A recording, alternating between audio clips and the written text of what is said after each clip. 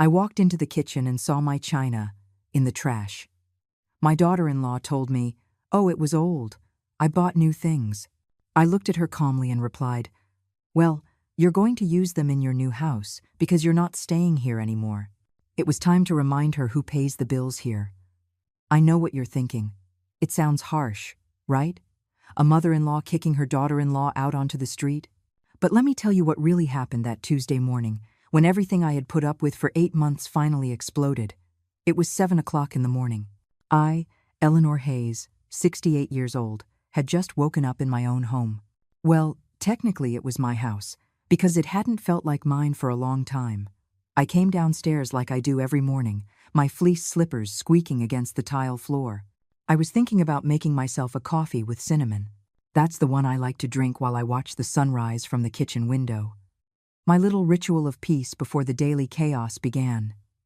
But when I pushed open the kitchen door, something was different. The trash can was open, and sticking out over the edge, I saw a cobalt blue gleam that made my heart stop. I approached slowly, barely breathing. And there it was, my china.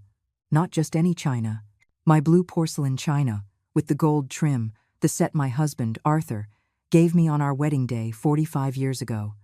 The china we used to celebrate the first birthday of Matthew, my son. The china we used to host my parents for their last Christmas before they passed away. The china that has that chip on one of the plates, because Arthur dropped it while washing the dishes, and he swore to me he would never break anything of mine again. I never repaired it. That chip was part of our history, and now it was in the trash, among eggshells and used napkins. I pulled out a plate with trembling hands. My heart was beating so hard I could feel the pulse in my temples. How had it gotten there? Who had dared? "Oh, Eleanor, you're up." Megan's voice cut through me like a cold knife. I turned around. There she was, my daughter-in-law, in her pink satin pajamas, her hair perfectly brushed, even though it was barely 7 o'clock in the morning. Always impeccable, always in control. "Megan." My voice came out weaker than I wanted. "Why is my china in the trash?" She didn't even blink. She poured herself a glass of water from the new filter she had installed without asking me, and looked at me with that smile I knew all too well, the one that didn't reach her eyes. "Oh, that. Yes, it was just so old. Look, it was even chipped. Yesterday, I went to the mall and bought a new set. More modern, see?" She pointed toward the cabinet. There, where my blue plates used to live, was now a minimalist white set. Cold, no history, no soul. "But Megan, that china was from my wedding. You had no right to." "Oh, Eleanor, don't be like that. It was just a set of old plates. Besides, the house needed an update. Matthew agrees, too. It's 2025. We can't live surrounded by antiques. Antiques." She called 45 years of my life antiques. I felt something break inside me. But it wasn't my heart. It was something deeper. It was the last thread of patience I had left. Because that china in the trash wasn't just broken porcelain. It was the perfect symbol of everything that had happened in these 8 months, ever since Megan and Matthew moved in, temporarily, to my house. If you want to know how a 68-year-old woman, a retired accountant, owner of her own home, ended up feeling like an intruder in her own house, stay with me. Because this story is just beginning, and what I discovered after that china in the trash was much worse than I imagined. But before we continue, if stories like this touch your heart, subscribe to the channel. Here we share real stories of women who found their strength when all seemed lost. Now, let me tell you how we got to that cursed Tuesday. Because to understand why that china was the final straw, you need to know what happened before. You need to know the mistake I made, the mistake of trusting too much. And it all started 8 months ago, with a phone call that would change my life forever. 8 months before I found my china in the trash, I received a call that broke my heart. It was Matthew, my only son, my boy. Well, not such a boy anymore. 32 years old, a civil engineer, married to Megan for 3 years. He was always responsible, hardworking, or so I thought. "Mom, I need to talk to you." His voice sounded broken, tired. I immediately knew something bad had happened. "Tell me, honey." What's wrong? I got laid off. The construction firm went bankrupt. They left us all high and dry, no severance, nothing. And Megan is 6 months pregnant. My blood ran cold. My son without a job. A granddaughter on the way. What mother wouldn't do anything? What do you need? I asked without hesitation. There was a long silence, too long. Mom, I know it's a lot to ask, but could we stay with you for a few months? Just until I find another job. We're behind on the rent. We're about to be evicted from our apartment. Megan can't work because of the high-risk pregnancy and… Come. I didn't let him finish. This is your home. It always has been. I heard his sigh of relief. Then, Megan's voice in the background, high-pitched and excited. She said yes. Oh, thank you, Eleanor. I hung up the phone with a heavy heart, but full of purpose. Of course I would help them. Matthew was my blood. And that baby on the way would be my first grandchild. My family needed me. I spent that whole week preparing the guest room. I changed the sheets, put out fresh towels, bought diapers and baby clothes. I even painted one of the walls with a mural of clouds and stars, thinking of my future granddaughter. They arrived on a Sunday afternoon with 2 suitcases and many promises. It'll only be 2 months, max, Mom. You'll see. I'll find something soon, Matthew assured me as he carried in the boxes. Megan hugged me. She smelled like expensive perfume. Too expensive for someone with no income. Oh, Eleanor, you don't know how much we appreciate this. I promise we won't be a bother. How naive I was to believe her. The first few days were normal. Matthew left early to apply for jobs. Megan rested because of her pregnancy. I cooked for the 3 of them, happy to have the house full again. Since I lost my husband 7 years ago, silence had become my only companion. But the signs started early. First, it was the curtains. One Tuesday, I came home from the grocery store and the beige curtains in the living room were gone. In their place hung dark gray ones that made everything look like a funeral. Oh, Eleanor. The others were just so faded. I bought these on sale, Megan said, as if it were nothing. Then it was the sofa. She moved it without asking me why. This way, the light comes in better. The sofa where Arthur and I watched our shows every night. The sofa where I rocked Matthew to sleep when he was a baby. Then it was the music. Megan would play loud pop music at full volume while I was trying to read. When I asked her to turn it down, she would sigh as if I were some bitter old woman. The baby needs stimulation, Eleanor. I read it in a book, and I kept quiet. Because they needed support. Because they were my family. Because a mother doesn't abandon her son in a storm. But the storm was just beginning, and I didn't know that I would be the one to end up drowning. 2 months turned into 3, 3 into 4, and little by little, my house stopped being mine. But the worst hadn't arrived yet. No one warns you when you stop being the owner of your own home. There isn't an exact moment. It's like sand slipping through your fingers. One day you have control, and the next, you wake up as a visitor in your own home. That's what happened to me. By the 4th month, Megan no longer asked for permission for anything. She just did things. One Saturday, I came home from the market with my grocery bags and nearly fainted from shock. All the living room furniture was piled up in the hallway. My mahogany bookshelf, my wedding photos, the sideboard I inherited from my grandmother. What is going on? I asked, my heart racing. Megan appeared from the living room with a tape measure in her hand. Oh, Eleanor, good, you're here. Look, I hired a guy to help us take this furniture down to the basement. With the baby, we're going to need more space. I'm going to put a playpen here and a rocking chair over there. Isn't that perfect? She wasn't asking me. She was informing me. But Megan, this furniture has sentimental value. It can't go in the basement. It will be ruined by the dampness. She looked at me with that expression I already knew. That mix of pity and impatience. Eleanor, you have to understand. We're not in the 80s anymore. This furniture is very outdated. Besides, what's the use of having nice things stored away? The baby needs space. And she called to the guy waiting outside. Between the 2 of them, they started carrying my memories down to the damp basement while I watched helplessly, the grocery bags still in my hands. That night, I cried in my room. But I didn't say anything.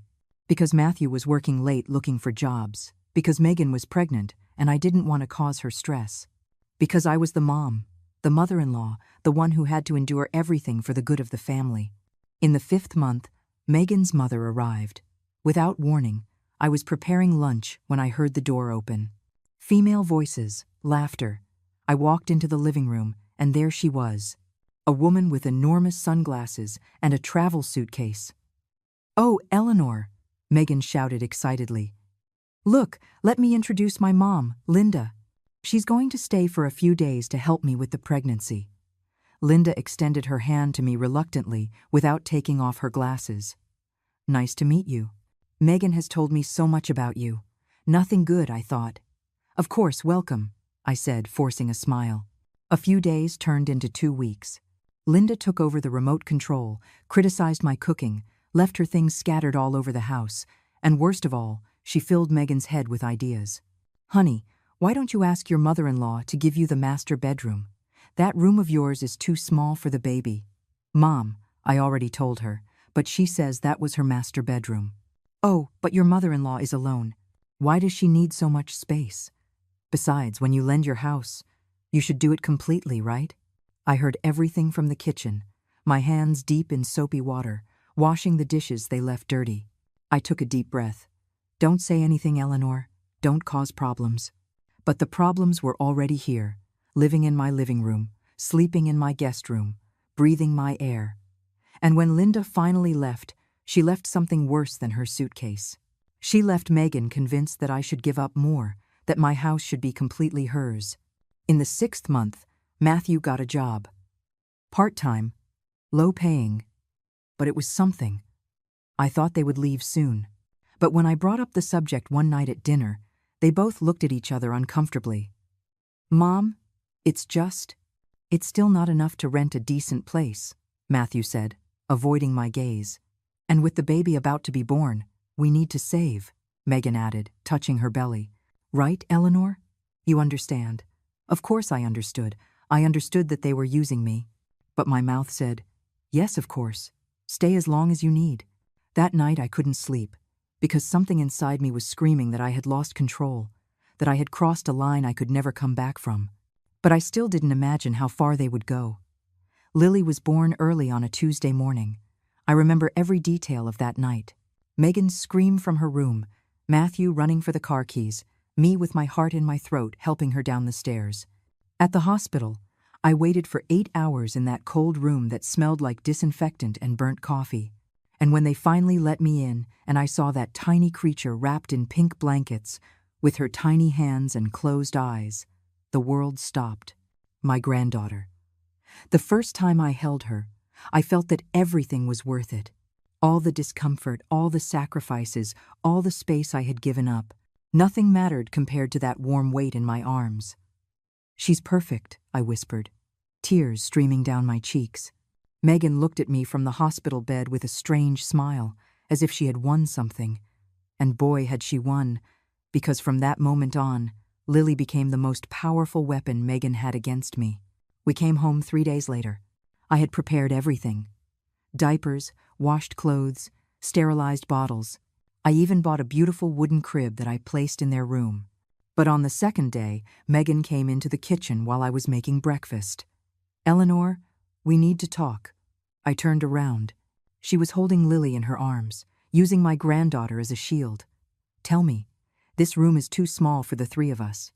The baby cries at night, and we don't have space for all her things. I need you to give me the master bedroom." The master bedroom. My room. The one I shared with Arthur for 35 years. "Megan, that room holds a lot of memories for me." "It's where?" "Eleanor, think about your granddaughter." She interrupted me with a firm voice. "Are you really going to deny this baby a comfortable space? You're alone. I have to take care of a newborn. What's more important?" I was speechless. How do you argue against that? How do you say no when it's framed as choosing between your comfort and your granddaughter's well-being? "Give me a few days to think about it," I said, my voice breaking. "Fine. But while you're thinking, the baby is suffering in that tiny room. She barely slept last night. 5 days later, I was sleeping in the small guest room, and Megan had turned my master bedroom into a baby suite with a crib, changing table, rocking chair, and even a mini fridge for the bottles. She didn't ask for help moving my things. One day I came home from the bank, and it was simply done. But that was just the beginning. "Eleanor, why do you cook with so much garlic and onion? It hurts the baby through my milk."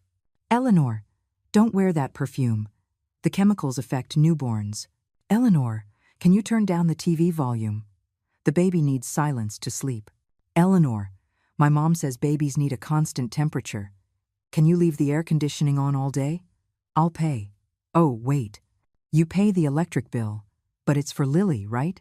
Every request came wrapped in my granddaughter's name, and I accepted everything because every time I saw that perfect little face, every time Lily grabbed my finger with her tiny hand or gave me a toothless smile, Megan knew it, and she used it. In the 7th month, I had to give up my sewing room. That room where I spent my afternoons mending clothes, where I had my antique Singer machine, my fabrics, my patterns, my space of peace. "We need a playroom for when Lily gets older," Megan said one Sunday while we were having coffee. "She's already 2 months old and will need early stimulation soon. Your workshop can wait, can't it, Eleanor?" I packed my machines in boxes, put my fabrics in plastic bags, and took it all down to the damp basement where my grandmother's furniture already was. That night I sat on the edge of my new bed, in the room that used to be for guests, and I saw myself in the mirror across the room. A 68-year-old woman, with whiter hair than before, with dark circles under her eyes, living like a guest in the house she built with 40 years of work. How had I gotten here? Matthew worked so much that I barely saw him. When I mentioned something about Megan, he would say, "Mom, she just wants what's best for Lily. You do too, right?" And I would nod, because yes, I wanted what was best for my granddaughter, but no one asked me what was best for me. And then came that cursed Tuesday, the day of the china in the trash, the day something inside me finally said, "Enough." There I was, standing in front of the trash can with that cobalt blue plate trembling in my hands. 45 years of marriage reduced to garbage.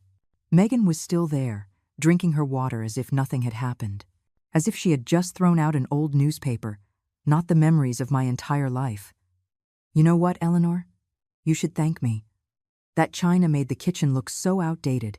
Now everything looks cleaner, more modern. I even took pictures for my Instagram." "Look," she showed me her phone. There they were, pictures of my kitchen, with the new china, with a caption that said, "Refreshing spaces. Sometimes you have to let go of the old to welcome the new." 52 comments, all telling her how beautiful it looked. No one knew that the old thing she had let go of was my memories, that every plate in that set had a story. "This china," I said, my voice trembling, "was a gift from my husband on our wedding day. We ate our first breakfast as a married couple on these plates. We celebrated Matthew's first birthday with this china. The last Christmas with my parents was served here." Megan rolled her eyes. "Oh, Eleanor, they're just plates. You can't live in the past. Arthur has been gone for 7 years. Your parents, too. Matthew is an adult. Life goes on. And this house needed an update. Just plates. Arthur is gone, as if love is erased by death, as if memories are worthless." I pulled another plate from the trash. It had food stuck to it. They had used it that very morning and then thrown it away as if it were disposable. "Do you see this chip?" I pointed to the edge of the plate. "Your husband, my son Matthew, was 3 years old. Arthur was washing the dishes after dinner. This plate slipped from his hands. He got so scared he almost cried. He told me, 'Honey, forgive me. I broke your wedding plate.' And I told him it didn't matter, that accidents happen. I never repaired it because that chip reminded me that nothing has to be perfect to be valuable." Megan sighed with exasperation. "Eleanor, are we really going to make a drama out of a chipped plate? Look, if it matters so much to you, keep that one. I already threw the others out. The garbage truck comes in an hour. 1 hour. I had 1 hour to rescue 45 years of my life before they ended up in the city dump." I knelt in front of the can. I started taking out the plates one by one. 8 dinner plates. 6 bowls. 4 cups. The large tureen. The small creamer. All stained with garbage, covered in eggshells and food scraps. Megan watched me from above, her arms crossed. "Oh, Eleanor, are you really going to take that out? It's all filthy." Yes, I was going to take it out, piece by piece. Because this china was not trash. This china was me. It was my history. It was proof that I had existed, had loved, had built a family, and someone had thrown it away as if it were worthless. I finished taking everything out. My hands were shaking. My heart was beating so hard I could feel the pulse in my ears.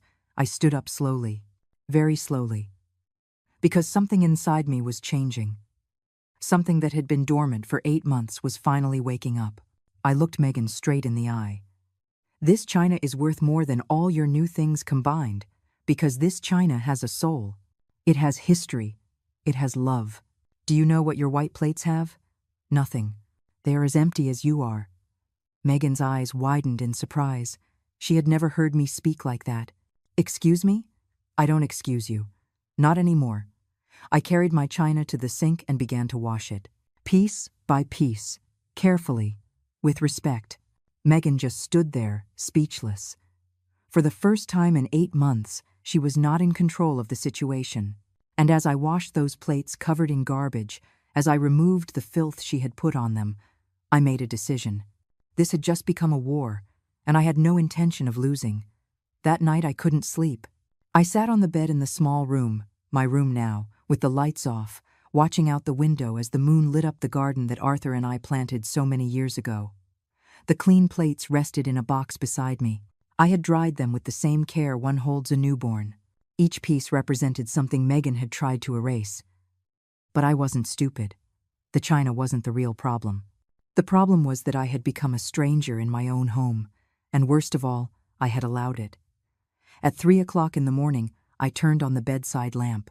I took a green folder from the drawer where I kept all my important documents. I needed to see things clearly, with numbers, with facts, the deed to the house, in my name. I paid for it with 40 years of work as an accountant at a mid-sized firm. Every penny for this property came from my effort, my sleepless nights, my sacrifices. I opened my bank statement. I started adding up the expenses from the last 8 months. The power bill, $300 a month, for 8 months. That's $2,400. Consumption had tripled since they arrived. Air conditioning on all day for Lily. Lights on in every room because Megan was afraid of the dark. Water, $100 a month, $800 total. Megan showered twice a day. The washing machine ran daily with small loads because she didn't like mixing the baby's clothes with anything else. Gas, $150 a month, $1,200 accumulated. Megan cooked at all hours and left the stove on, so the water for the bottles would always be ready. Internet, $80 a month, $640. She used it to watch her shows while Lily slept and to upload photos to Instagram of my remodeled house. Groceries. I paid for everything. An average of $400 a week for 4 people. $12,800 in 8 months. Megan asked for expensive brands, organic products for the baby, things I never bought when I lived alone. I added it all up. I stared at the final number, unable to breathe. $17,840. In 8 months, I had spent nearly $17,000 supporting 3 people who treated me like a servant in my own home. And what had Matthew contributed? $200 bi-weekly when he could. $400 a month. $3,200 in 8 months, maybe. And Megan? Zero. Absolutely nothing. Not $1, not one gesture of genuine gratitude. I kept looking through the papers. I found the receipt for the new china, $1,850, purchased at Crate and Barrel with home delivery. But wait, I looked closer. The payment method said Chase card, ending in 4829. I didn't have any card ending in 4829. I checked my complete statements, and there it was. A charge for $1,850 at Crate and Barrel 3 weeks ago. On my credit card, the one I had kept in my desk drawer in the master bedroom, the room that was now Megan's. The air left my lungs. Megan had used my card without permission. She had gone into my desk, taken my card, and bought new china to replace mine. With my own money. That wasn't disrespect, that was theft. I got up from the bed, shaking, not from fear, from rage. I paced the small room, trying to process what I had just discovered. How many other times had she used my card? What else had she bought with my money? I checked all the transactions from the last few months. And there they were. Charges I didn't recognize. Clothes from Zara, makeup from Sephora, decor from Home Depot, shoes from DSW. It all added up to an additional $3,400. Megan had been stealing from me for months, and I hadn't even noticed. Because I trusted her. Because they were family. Because you don't watch your own blood. I sat on the floor with all the papers scattered around me. The tears began to fall. But they weren't tears of sadness. They were tears of clarity. I finally saw the truth. Matthew and Megan weren't here temporarily. They weren't saving up to leave. They were using me as a free hotel while spending my money on luxuries. And when they had nothing left to take from me, they would leave me alone again. But this time without a home, without savings, without dignity. That was not going to happen. I looked at the clock. 4:30 in the morning. In 3 hours, the bank would open. And I had calls to make. Because if 40 years of working with numbers taught me anything, it's this. You always need evidence before you act. And I already had all the evidence I needed. But before making any legal moves, I needed to be completely sure of something. I needed to know if Matthew and Megan truly saw me as family, or if I was just a source of funds. I needed one final test that would remove any doubt, any guilt. Because it's one thing to suspect, and another to know for certain. So, 2 days after finding the charges on my card, I decided to run an experiment. A painful one, but necessary. It was Thursday morning. Matthew had already left for work. Megan was in the living room watching videos on her cell phone while Lily slept in the playpen. I approached slowly, bringing my hand to my chest. I let my breathing become a little ragged. I leaned against the doorframe. "Megan," I said with a weak voice. She didn't even look up from her phone. "What is it, Eleanor?" "I feel sick. My chest hurts. A lot. I can't breathe well." Now she looked at me, but with annoyance, not concern. "Oh, Eleanor, again with your aches and pains? It's probably just indigestion. Go make some chamomile tea." "No, Megan. This is different. The pain is going down my left arm. My father died of a heart attack and I'm scared." I let myself fall onto the sofa, really acting out the pain. Because I needed to see just how far her indifference would go. Megan sighed. She got up from the sofa reluctantly. "And what do you want me to do? I can't take you to the doctor. I have to watch Lily. Please, can you call Matthew? Or drive me, and the baby can come with us? I really feel awful." Megan checked her cell phone.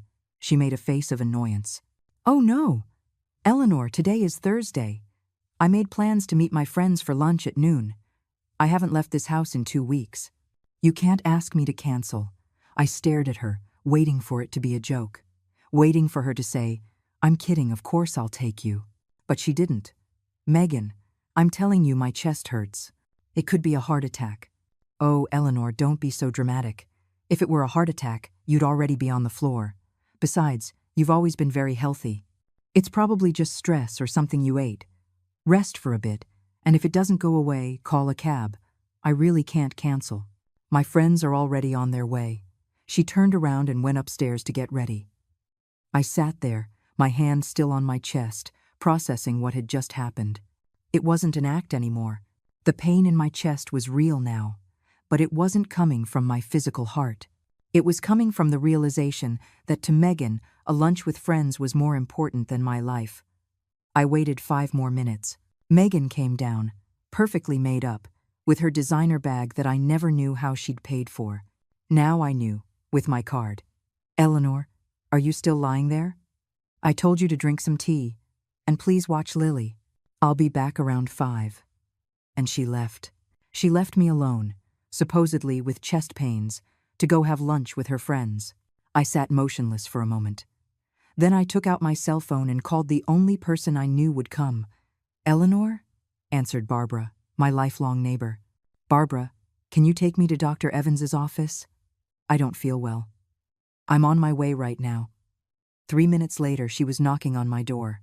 She helped me into her car and drove to the neighborhood clinic. Dr. Frime Evans, who had known me for 20 years, checked me carefully. High blood pressure, accelerated heart rate, chest tightness. Eleanor, this isn't a heart attack, but it's a serious warning. This is chronic stress, anxiety. Your body is screaming for help. What is going on in your life? And there, in that office that smelled of alcohol and cotton, with Barbara holding my hand, it all came out.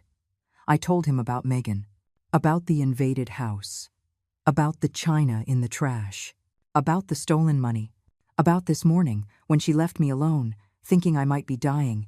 Eleanor, the doctor said firmly, if you don't do something soon, the next chest pain will be real. Your body can't take much more. Barbara squeezed my hand. It's time, Eleanor. That girl is killing you, little by little, and you're letting her. They were right. They were both right. The test was over, and the result was devastating. To Megan, I was not family. I was a resource, a free hotel, an open wallet. And Matthew, my son, didn't even know what was happening because he was never there. And when he was, he didn't want to see.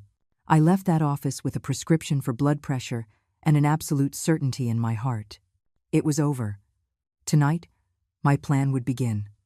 Because it wasn't just about money or plates anymore. It was about my life. And I had no intention of dying as a stranger in my own home.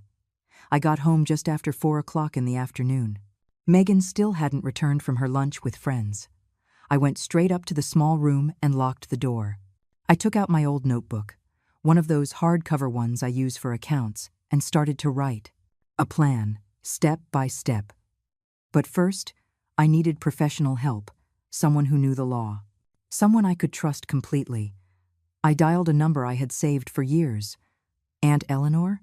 A young, surprised voice answered. Julia, honey, I need your help. Julia was my niece, my younger sister's daughter, who passed away 10 years ago. I had helped support her through part of her law studies. Now she worked at a firm specializing in family and civil law. Of course, Auntie, what's wrong? You sound worried. Can you come by tomorrow? I need legal advice. And this needs to stay between us. There was a pause. Julia was smart. She immediately understood something serious was happening. I'll be there at 10 o'clock tomorrow. Is that okay? Perfect. And, Julia, thank you. That night, when Megan returned at 8 o'clock, not 5 as she had promised, smelling of wine and carrying shopping bags, I already had half the plan worked out. The next day, Friday, Matthew left early. Megan announced she was taking Lily to her mom's house for a few hours. It was the perfect moment. Julia arrived right on time. I watched from the window as she got out of her car with a professional briefcase. Tall, hair pulled back, a navy blue pantsuit, the daughter my sister would have been proud to see. I opened the door before she could knock. Come in, quickly. We sat in the kitchen. I served her coffee and put everything on the table. Bank statements, receipts, the deed to the house, photos of the unauthorized charges on my card. Julia reviewed everything with a lawyer's eye. Her expression hardened with each document. Auntie, this is fraud. Unauthorized use of a credit card. You can file a criminal complaint against Megan. I don't want to put her in jail. I just want them out of my house, and I want my money back. I understand. Then this is what we'll do. Julia took out her laptop and started typing. First, we're going to draft an eviction notice. You have every legal right. This is your house. It's in your name. They don't pay rent or have a lease. We will give them 30 days to vacate. And if they refuse, then we proceed with a judicial eviction. But with this document, you have legal backing. Second, you need to block all your cards today, call the bank, and report the unauthorized charges. Won't that get Megan in trouble? Auntie, she's already in trouble. She committed a crime. You're being kind by not reporting her directly to the police. Julia kept typing. The sound of the keyboard filled the kitchen like a war drum. Third, we're going to calculate everything they owe you. Utilities, food, use of your property. If you want to reach an agreement, you have a legal basis to demand compensation. We spent 3 hours reviewing everything. Julia drafted an impeccable document, formal but clear. When she finished, she showed it to me. Notice to vacate. It specified that Matthew Hayes and Megan Hayes had 30 calendar days to vacate the property located at 847 Jacaranda Street in the Linda Vista neighborhood. A copy of the deed and a breakdown of expenses were attached. This has legal weight, Auntie. If you sign it and serve it to them with witnesses present, they can't claim later that they didn't know. Witnesses? Yes, I can be one, and we need one other person. Barbara? I nodded. My neighbor wouldn't hesitate to help me. One more thing, Auntie. Julia looked at me seriously. Are you ready for this? Because Matthew is your son. It's going to hurt to see him angry. He's going to say ugly things. He's going to try to make you feel guilty. I was quiet for a moment. I thought about Matthew as a baby, as a teenager, all the times I supported him, hugged him, defended him. But I also thought about the Matthew of today, the one who was never there, the one who chose not to see, the one who had left me at his wife's mercy. I'm ready, I said, my voice firm. I'm not just his mother anymore.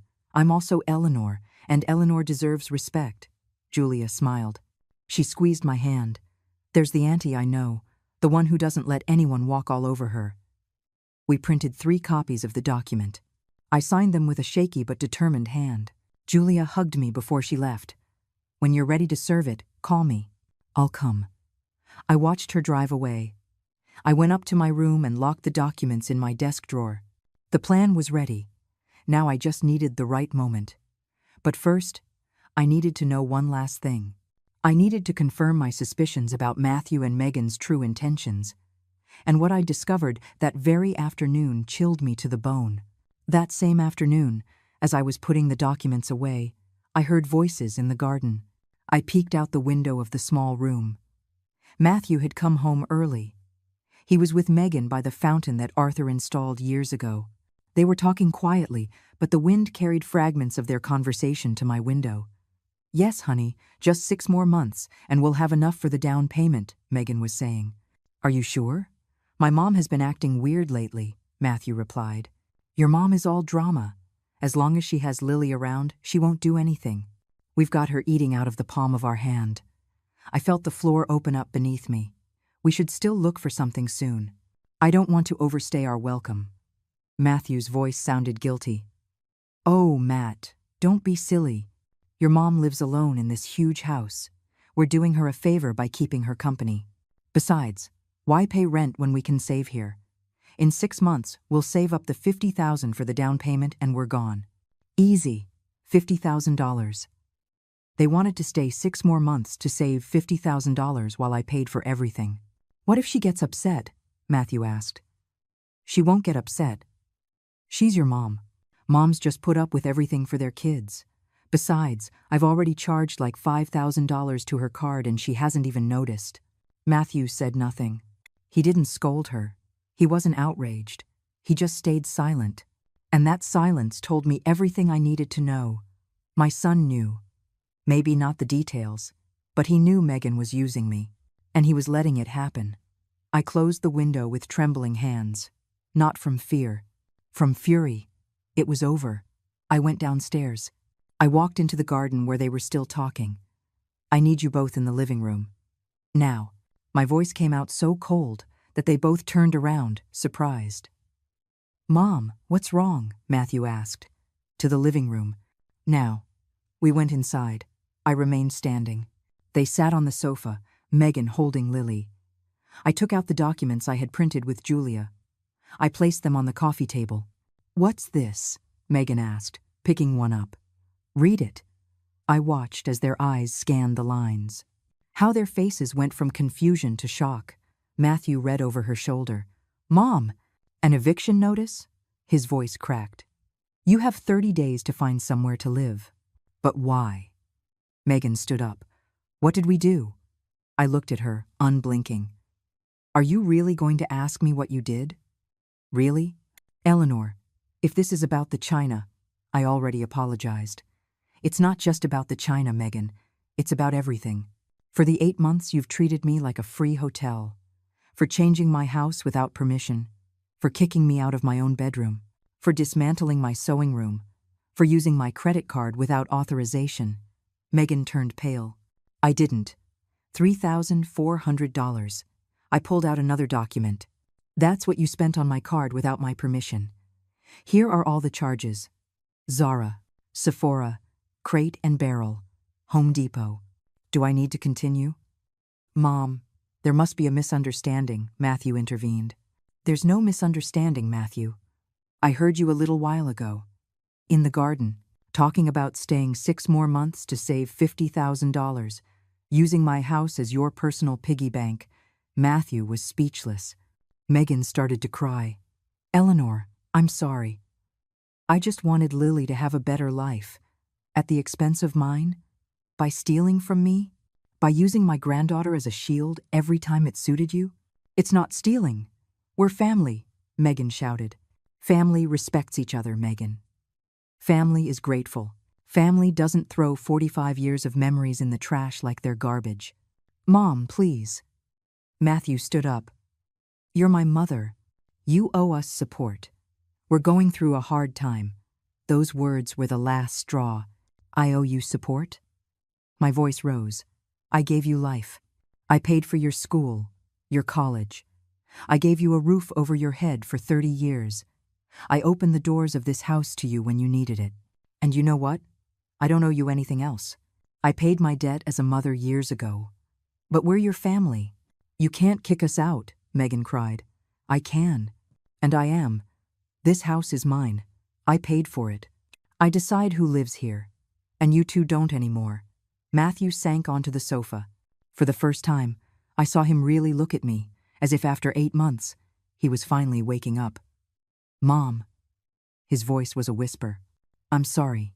Me too. I felt the tears start to well up, but I held them back. I'm sorry it has come to this, but you left me no choice. Megan was still crying, holding Lily. The baby started to fuss, sensing the tension. 30 days, I repeated. If you haven't found a place to live by then, I will proceed legally with the eviction. And believe me, you don't want it to come to that. I left the living room before they could see my tears fall. But something else was about to explode. Something even I didn't see coming. I didn't even make it halfway up the stairs when I heard Megan scream. This is your fault, Matthew. I told you your mom was a bitter old woman. That's why your dad died, from the misery of living with her. I stopped dead in my tracks. Those words pierced me like bullets. I turned around slowly, very slowly. I descended each step with a calm I didn't feel, because inside I was boiling. What did you just say? I asked, my voice dangerously low. Megan realized her mistake.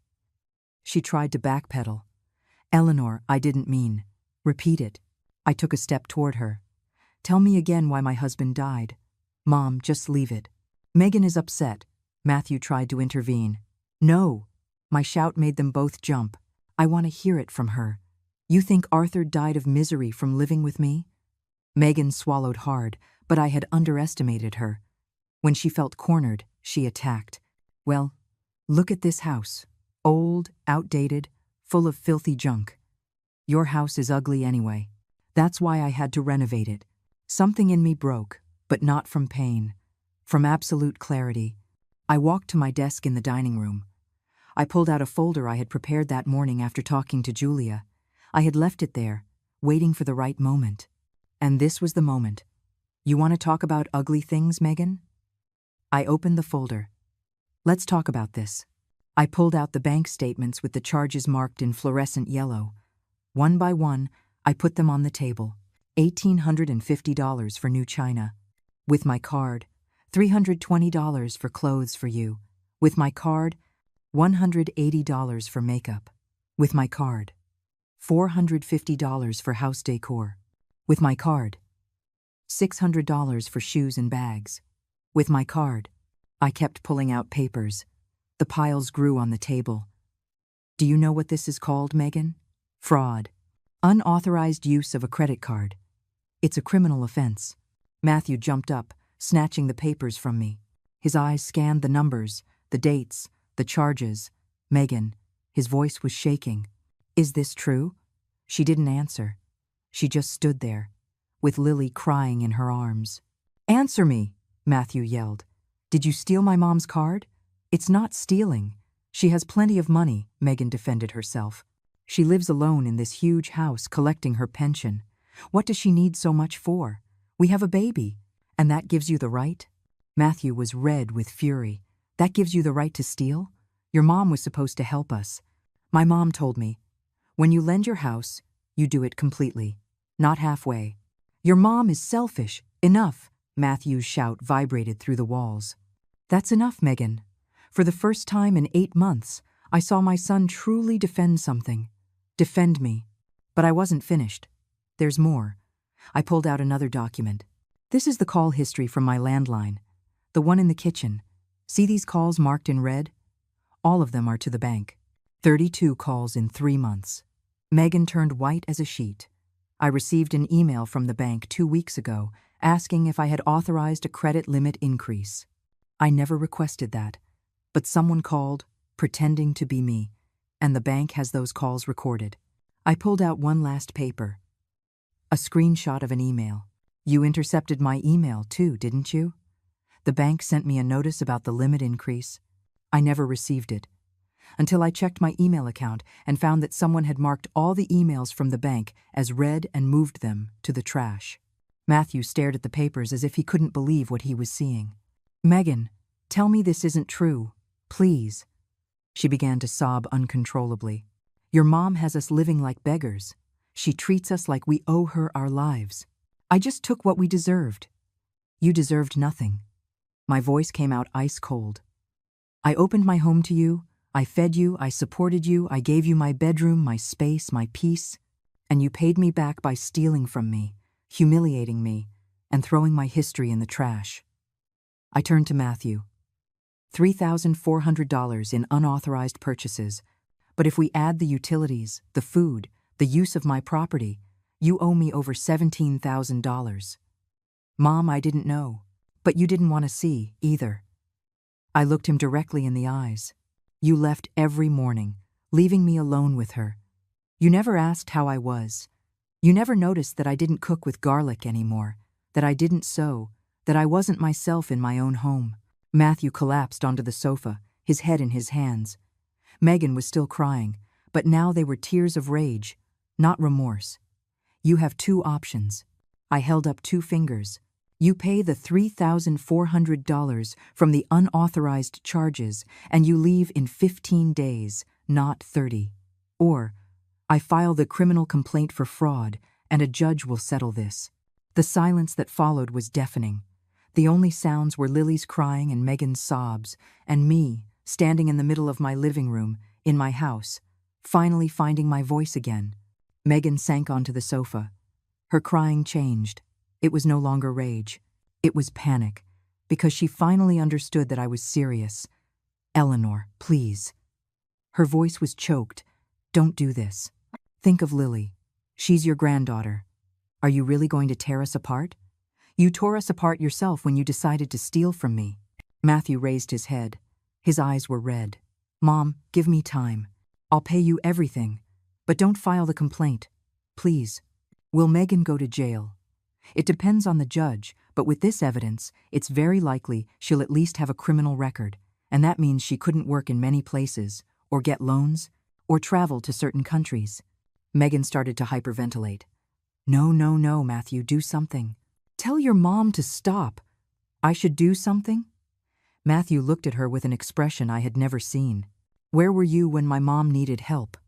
When she had that chest pain and you left her alone to go eat with your friends, where was your concern?" Megan's eyes widened in surprise. "How do you know about that?" "Barbara told me yesterday.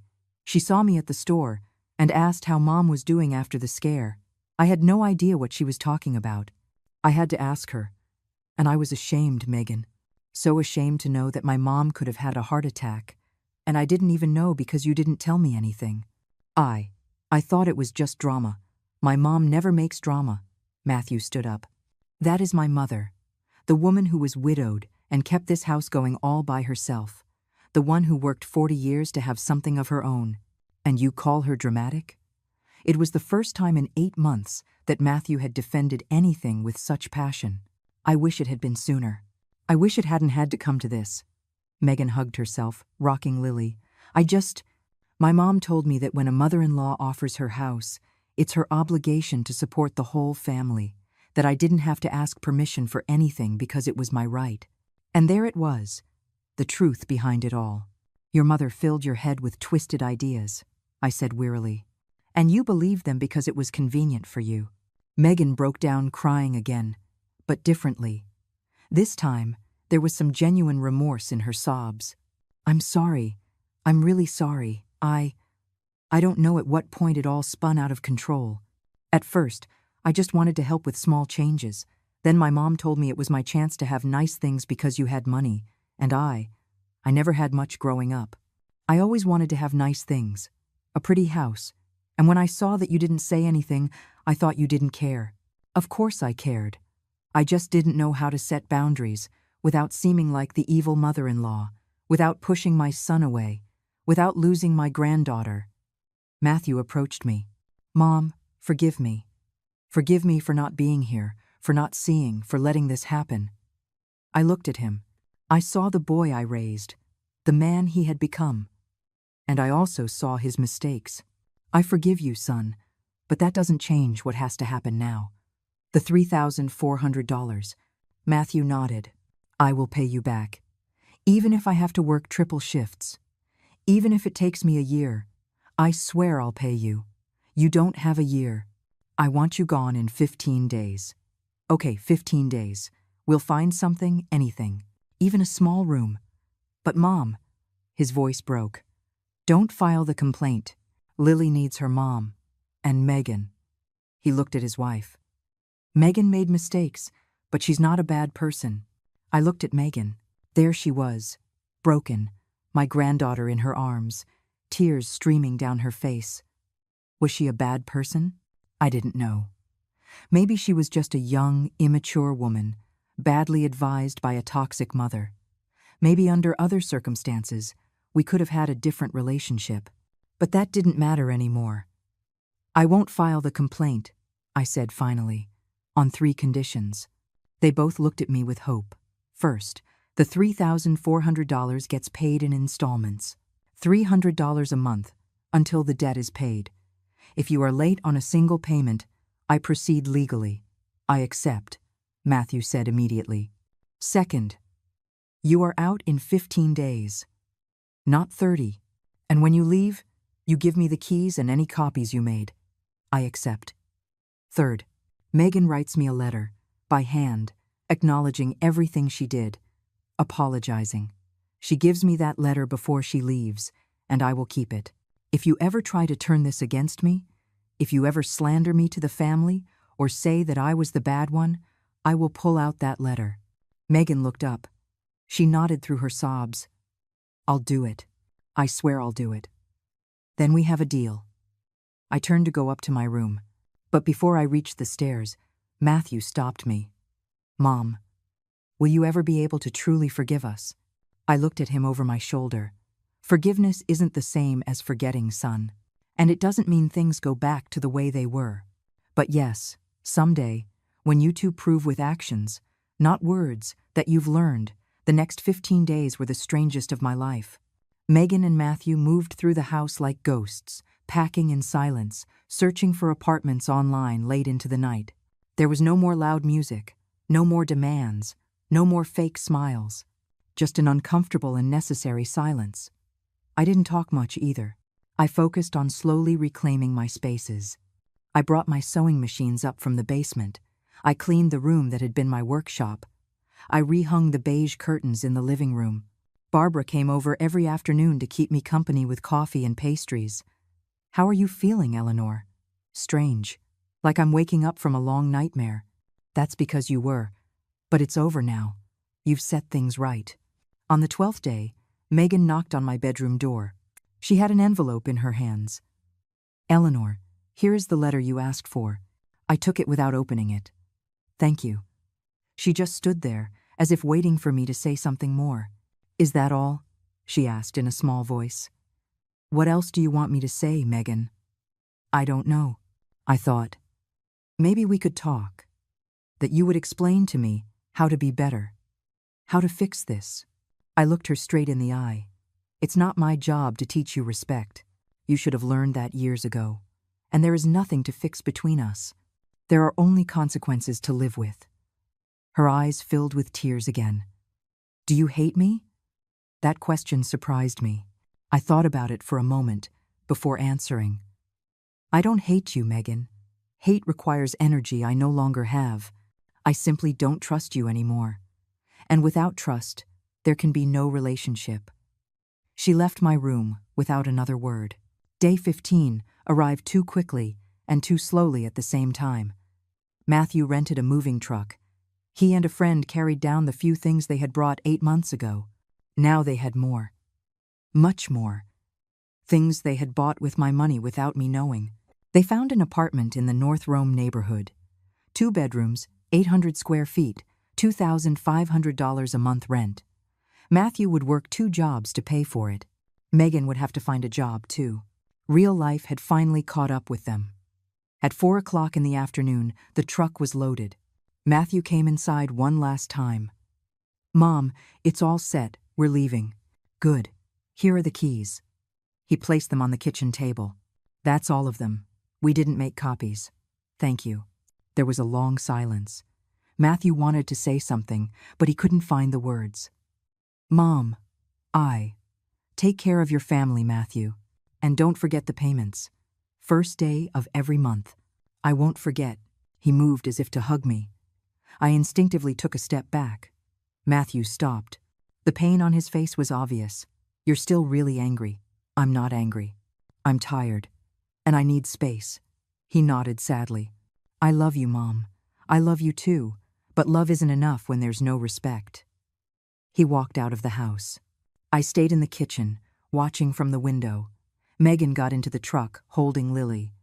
Before closing the door, she looked at me. Our eyes met for a second. I raised my hand in a neutral gesture. Not a fond farewell, not an angry gesture. Just an acknowledgement that this chapter was ending.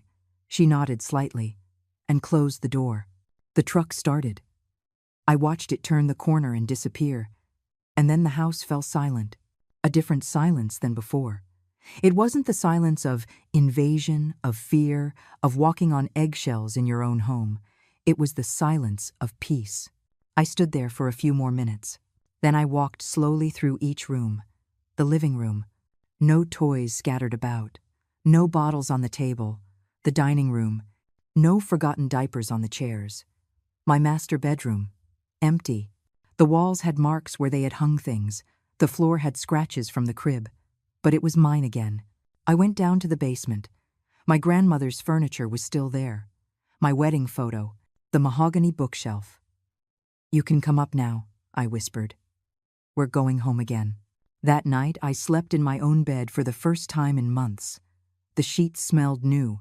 I had to buy a whole set because Megan had taken the one I was using. I lay there looking at the ceiling. The same ceiling Arthur and I used to look at before falling asleep. The same one where we planned our dreams. I did it, honey, I said to the empty room. I got our house back. I set boundaries. I stood up for myself. And for the first time in 8 months, I cried. But not from sadness. I cried from relief. The next morning, I woke to the sound of birds singing, not to Lily's crying, not to Megan's heavy footsteps coming down the stairs, not to the sound of the TV blaring at 6 o'clock in the morning, just birds. I stayed in bed for a few extra minutes, enjoying that precious silence. Then I got up, put on my favorite robe, the one Megan had hidden in the back of the closet because she said it was too old, and went down to the kitchen. I made my coffee with cinnamon and brown sugar, the way I like it, without worrying if the smell bothered anyone. I sat by the window and drank my coffee slowly, watching the sun light up the garden, and I smiled. The first few days were a deep clean, not just physically, but emotionally. Barbara came to help me. All right, Eleanor, where do we start? The master bedroom. I want it to be mine again. Between the two of us, we moved the crib Megan had left behind. We gave it to a pregnant neighbor. We removed the changing table, the rocking chair, the mini fridge. We sanded the marks on the walls. We painted them a light blue that I had always loved but never dared to use. It looks beautiful, Eleanor. Like a hotel room. It looks like my room. That's what matters. I hired a locksmith, Mr. Henderson, a 70-year-old man who's been changing locks in the neighborhood for 30 years. Mrs. Hayes, is everything all right? Why are you changing all the locks? Let's just say I need a fresh start, Mr. Henderson. He understood without further questions. In 2 hours, the whole house had new locks. $150 well spent on peace of mind. I brought the furniture up from the basement with the help of Barbara's son. The mahogany bookshelf went back to its spot by the window. My wedding photo returned to the main shelf. My grandmother's sideboard reclaimed its place in the dining room. It was as if the house itself was breathing a sigh of relief. But I needed help too, not just physical. I searched online for therapists in the area. I found Dr. Patricia Montez, a specialist in family therapy and boundary setting. My first appointment was a Tuesday afternoon. Eleanor, tell me what brings you here. And I told her everything. From Matthew's call asking for help to the day I kicked them out, without omitting details, without sugarcoating anything, Dr. Montez listened without interrupting. When I finished, she nodded.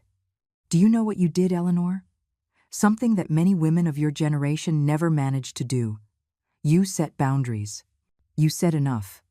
You chose your well-being over guilt. But I feel bad. I feel like I failed as a mother. You didn't fail. You taught them the most important lesson. That love does not mean allowing abuse. That respect is the foundation of all relationships. That you matter, too. Those words freed me from a weight I didn't know I was carrying.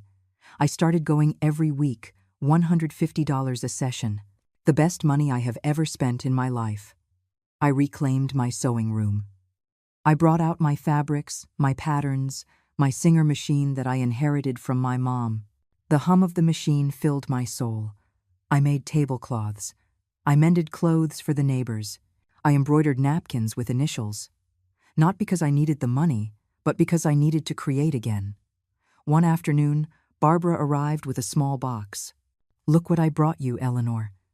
Inside was a tiny kitten, gray with black stripes, enormous green eyes. She showed up in my garden. She's all alone.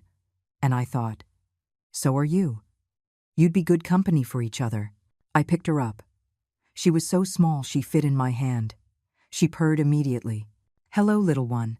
What am I going to call you? The kitten looked at me with those eyes that looked like 2 moons. Luna. Your name will be Luna. And just like that, Luna moved in with me. She slept on my bed. She followed me all over the house. She curled up in my lap while I sewed. For the first time in months, the house felt alive again. But alive with my energy, not the invasion of others. On the first of the following month, the doorbell rang. It was a delivery person with an envelope. Inside was $300 in cash and a note from Matthew. First installment. Promise kept. I love you, Mom. I put the money in a jar. Not because I desperately needed it, but because it was proof that they were learning. Little by little, the house stopped smelling like conflict and started smelling like cinnamon again, like fresh coffee, like the flowers in the garden. And I stopped being the scared Eleanor who tiptoed around her own home.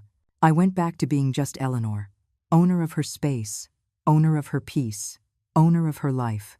6 months passed, like whispers. 6 months of peace, of unhurried morning coffee, of sewing late into the night without anyone telling me the machine's noise was bothering them, of cooking with all the garlic I wanted. Luna grew up. She was no longer that little gray ball that fit in my hand. Now she was an elegant cat who claimed the sofa as if she were a queen. At least you're grateful, right, Luna? She purred in response. Matthew's payments arrived punctually every month. $300 in an envelope, always with a brief note. Not a single one was missed. They had paid $1,800. $1,600 were left. But that Thursday in October, everything changed. I was watering the plants in the garden when I heard the doorbell. Luna ran to hide. She was still afraid of strangers. I opened the door. It was Matthew. But not the Matthew from 6 months ago, haggard and absent. This Matthew looked different. Thinner, yes, but his eyes were clearer, more awake. Hi, Mom, Matthew. I stayed at the door, not inviting him in. Can we talk? Just 5 minutes, I promise. I hesitated, but something in his eyes made me nod. 5 minutes. We sat in the living room. He looked at everything nostalgically. You put everything back the way it was. The way it should have always been. He nodded, not defending himself. Mom, I came to tell you something, and I don't want you to think it's for my own gain or just to look good. I'm listening. He took an envelope from his jacket. He placed it on the coffee table. Here is the $1,600 that was left. All of it. We don't owe you anything anymore. I stared at the envelope without touching it. Matthew, the agreement was $300 a month. Where did you get? I sold my car. It was the right thing to do. I couldn't keep paying in dribs and drabs for something Megan and I owed months ago. I needed to close this debt to really be able to start over. I looked at him with new eyes. This was the son I had raised, the responsible one, the one who owned his mistakes. Megan is working, he continued. She got a job at a clothing store. She doesn't earn much, but it helps. And I have 2 jobs. One part-time engineering job and another at night watching a construction site. We're tired, Mom. Really tired. But we're learning. And Lily? His face softened at the mention of his daughter's name. She's good. Big. Beautiful. She's walking now, saying words. She asks about you sometimes. She points at photos and says, Gamma. I felt a lump in my throat. You talk to her about me? Of course. We tell her that Grandma Eleanor is a strong woman who taught us to be better. And when she's older, we'll tell her the whole truth, so she can learn. I took the envelope. I opened it. Sure enough, $1,600 in cash. You didn't have to rush to pay it all. Yes, I did. Because as long as I owed you money, we were still tied to the mistake. And I needed to close that chapter, so I could ask you for something. What is it? Matthew took a deep breath. That you let me visit you. Once a month. Have a coffee. Just talk. Nothing more. Not to ask you for anything. Not to bring problems. Just to reconnect. As mother and son. And Megan? She understands that she has to earn your trust back. She won't bother you. But she did ask me to tell you something. What? To say thank you? That if you hadn't kicked her out of here, she never would have learned what it means to work for what you have. That she never would have matured. That what felt like cruelty at the time, she now sees as the push she needed. I was surprised to hear that. Did she really say that? She really did. She's in therapy, too. With a therapist her boss recommended. She's working on her issues with her mom, learning to set boundaries, understanding why she did what she did. We were silent for a moment. Luna peeked out from the hallway, assessing if Matthew was safe. That's Luna, I said, pointing to the cat. She's pretty. Does she keep you company? A lot. And she doesn't criticize my china. Matthew let out a sad laugh. Mom, I'm sorry. For everything. Not just for the money or for leaving you alone. Sorry for not seeing that you were suffering. For not defending the home where I grew up. For forgetting everything you taught me about respect. You already said sorry months ago. I know, but I'm saying it differently now. Now I really feel it. Because now I know what it costs to survive, to pay bills, to support a family. And I understand everything you did for me for 30 years. His voice broke. I saw tears in his eyes. And I understand how much it must have hurt you to see me choose Megan over you. Not because a son shouldn't defend his wife, but because I didn't defend anyone. I just closed my eyes and let it all happen. I stood up from the sofa. Matthew stood up too, waiting. I took a step toward him. And I hugged him. I hugged him tight, like when he was a boy and had nightmares. Like when he graduated from college. Like when he first introduced me to Megan, full of hope. He hugged me back, crying on my shoulder. I love you, Mom, and I love you, son. Always. But with boundaries now. With boundaries, he repeated. I understand. We separated, both of us with red eyes. You can come once a month. On Sundays. At 11 o'clock. You bring the pastries, and I'll make the coffee. His smile lit up his face. Really? Really. But just you for now. Megan and Lily. I need more time. I understand perfectly. And Mom, thank you. Thank you for not giving up on me. He left with a lighter step. I watched him walk away from the window. Luna jumped onto the sofa next to me. "What do you think, Luna?" she purred. I assumed that was a yes. It's been almost 2 years since that Tuesday I found my china in the trash. 2 years since I said the words that would change everything. "Well, you're going to use them in your new house because you're not staying here anymore." Today is Sunday, 11 o'clock in the morning. Matthew rings the doorbell, punctual as always. He's carrying a bag of pastries from the corner bakery. "Good morning, Mom." "Good morning, son. Come in." We sit in the kitchen, the same kitchen where it all began, but now it smells like fresh coffee and warm pastries. Luna jumps onto Matthew's lap, purring. "She's adopted you already?" I say, smiling. "She just knows I like her. We talk about a little of everything, about his work. He only has one job now, better paying.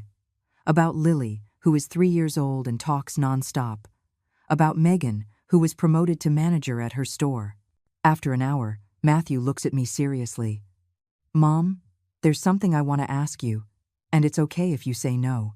Tell me." "Lily's 3rd birthday is next month. We're having a small party. In the park. Would you come? Megan wants to see you. She wants Lily to really know you, not just from photos." I stay quiet for a moment, thinking. In these 2 years I've worked a lot on myself. On healing. On understanding that setting boundaries doesn't make me a bad person. That saying no is an act of self-love. But I've also learned that forgiveness doesn't mean forgetting. It means letting go of the poison so it doesn't sicken my soul. I'll go, but only for 2 hours, and Megan and I will talk alone before the party. "Really?" Matthew lights up. "Really, but with clear conditions. This doesn't mean everything is back to how it was.